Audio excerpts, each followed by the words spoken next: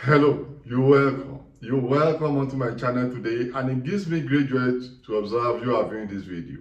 I'm Professor Olayinka Akmale. I'm a lecturer in the university.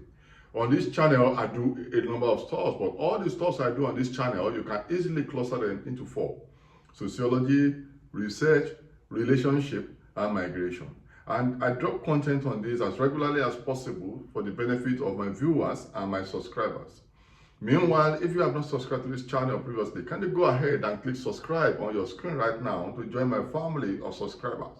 And so that you might be alerted every time I drop new videos that will be of benefit to you. This is very important. Click subscribe on your screen right now. Tap subscribe on your screen right now. Sociology of education is what I want to be talking about, teaching in this video of today. But I want you to view a video I dropped before this on sociology of knowledge. That video is very important and it's going to be very relevant to this one as well, so that you might have full understanding of the issues that I'm going to be discussing. Sociology of education is a unit, an area of specialization, a subfield of sociology that is very relevant for us to understand the real purpose of education, the real implication of education, the real impact of education, the real processes and outcomes of education. Sometimes people think education is objective, it's only about science and innovation, science and technology, employability. No, it's quite more than that.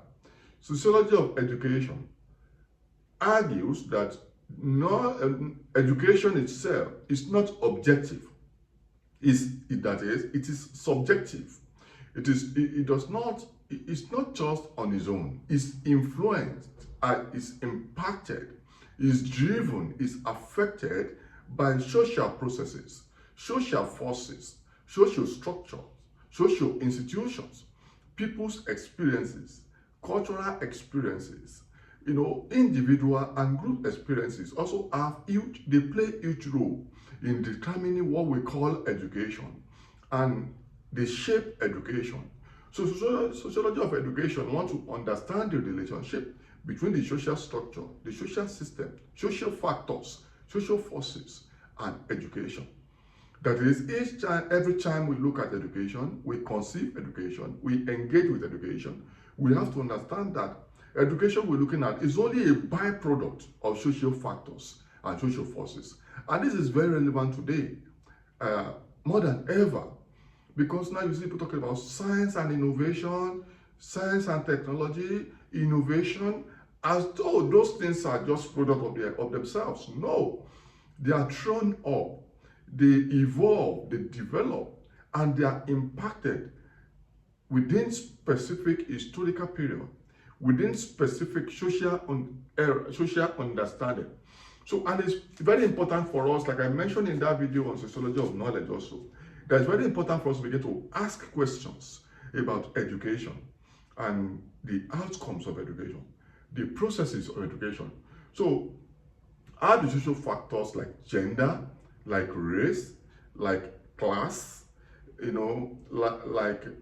like people's belief systems, how do these factors shape education and influence education? So we want to look at the relationship between education and social structure, social processes, culture, values, norms, belief systems of people, and institutions of society. How do these affect education and people through education? So we have to look at the experience of people and the cultural systems, the cultural domains of societies and their implications for all of this. So social education look at the relationship between social factors, social processes, institution, culture, belief systems, and their relationship with education. So each time we look at education sociologically, we look at it in context. Context means the situations, the social situations, social environments, social domains that produce education.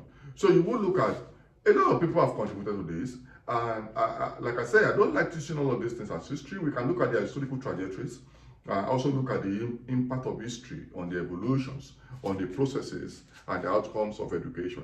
So we can look at the works of Karl Marx, like I will show you later, the works of Max Weber, even the works of Emily Durkheim, in terms of, so if you look at these founding fathers, I also have videos on all of these founding fathers. So view my videos on founding fathers of sociology and contributors to sociology.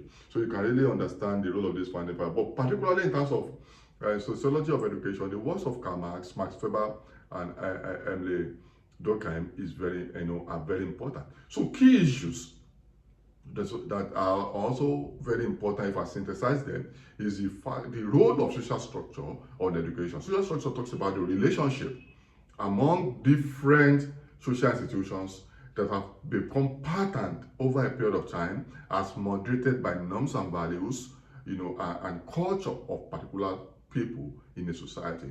So they form structure because they continually relate and interact, all these social institutions. So they form structure because of the patterns that they have created over the years that have come to have impact on how people behave in society.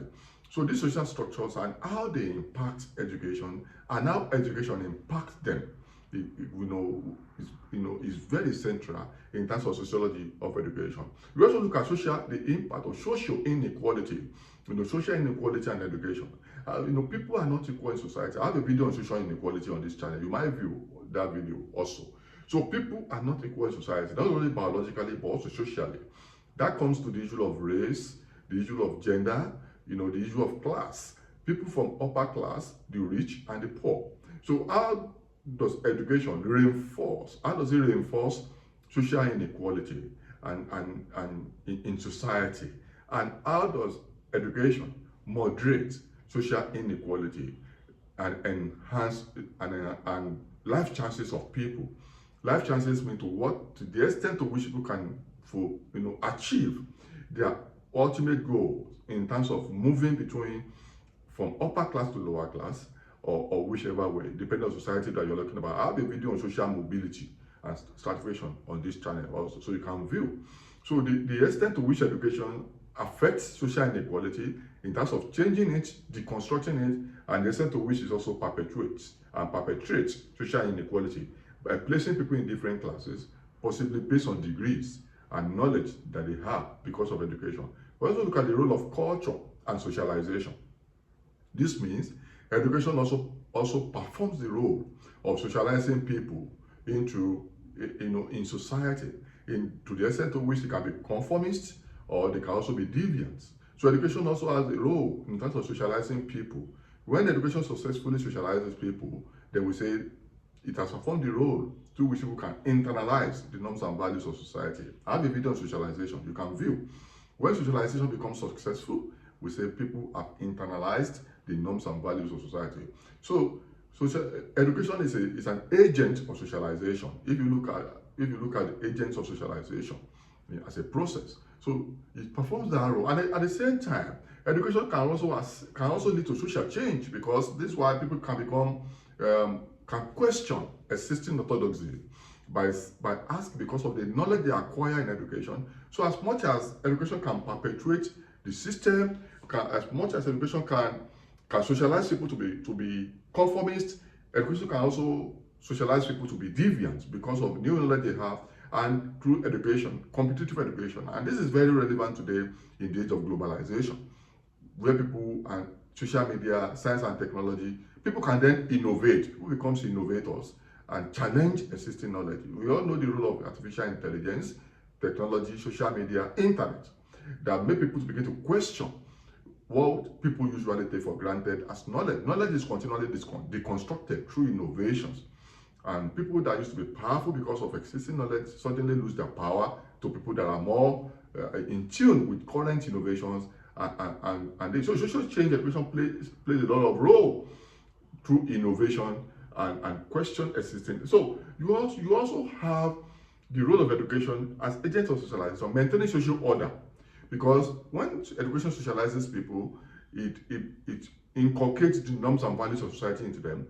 And people can, because of this, accept existing knowledge system, existing social arrangements, and this maintains social order and prevents social disorder. This will become clearer when I talk about theories of education, sociology, and education. So education can improve people's life chances, especially in society that are open society. We have closed society based on adscription. View that video on social mobility. But society that are open, that is based on achieved status, with education, people that usually would have been considered poor and lower class may acquire certificates and skills that are in high demand in terms of employability and innovation and creativity, and they can move up, thereby improving their life chances to become members of a upper class. And this education can produce outcomes for people in society in the sense that can lead to progress and development. And also the role of institutions, social institutions, the family, the education, economy, religion, politics, health, social media. All of these can come to play in education, and education can impact them just the way they can impact education. So then don't forget the role.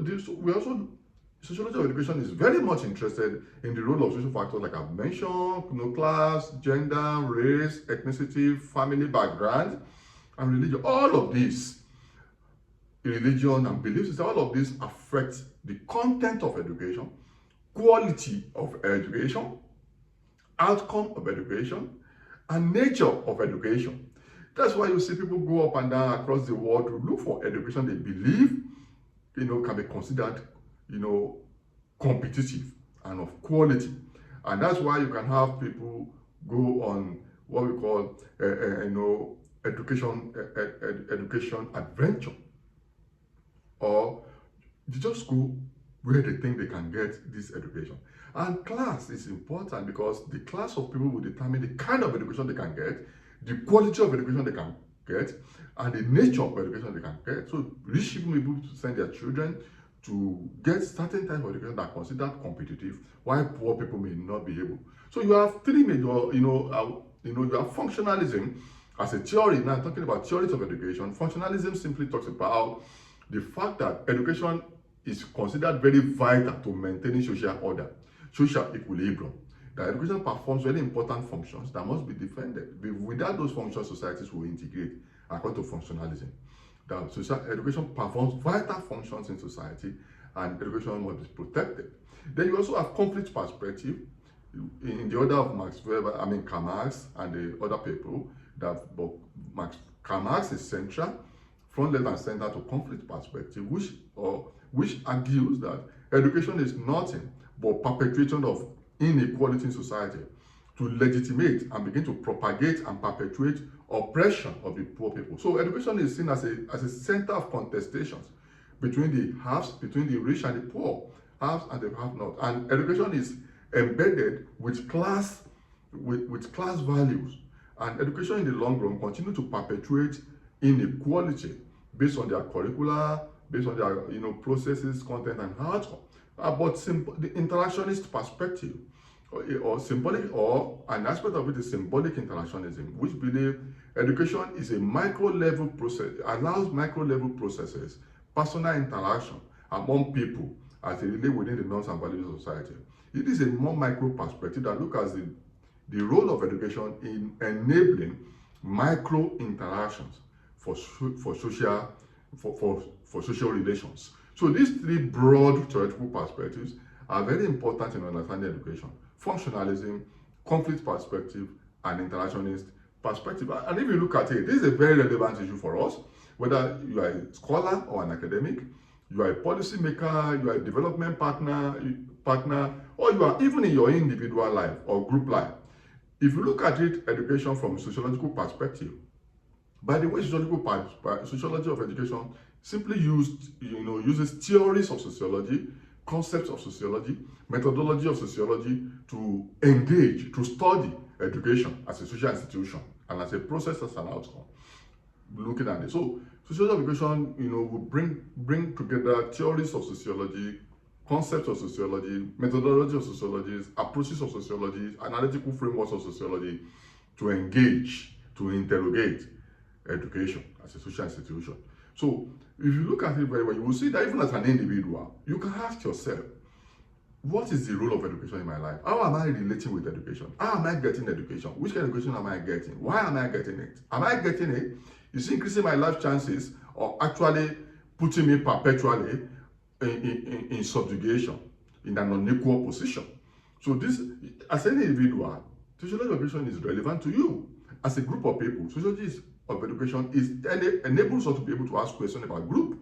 Policy makers can even ask the question, what kind of education are we getting today? Is it serving the right purpose? Development specialists can ask the same question. So it is that we can begin, that's why we're talking about indigenous knowledge system, talking about science and technology, science and innovation, and their role in development of society.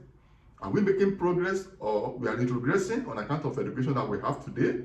And we can talk about it. So the logic is very important. The argument is very important. The education is not objective, but subjective and very impacted by social processes and social factors, social relations, and histories of society. Wow, I love this. Till I see you in my next video, click subscribe and bye for now.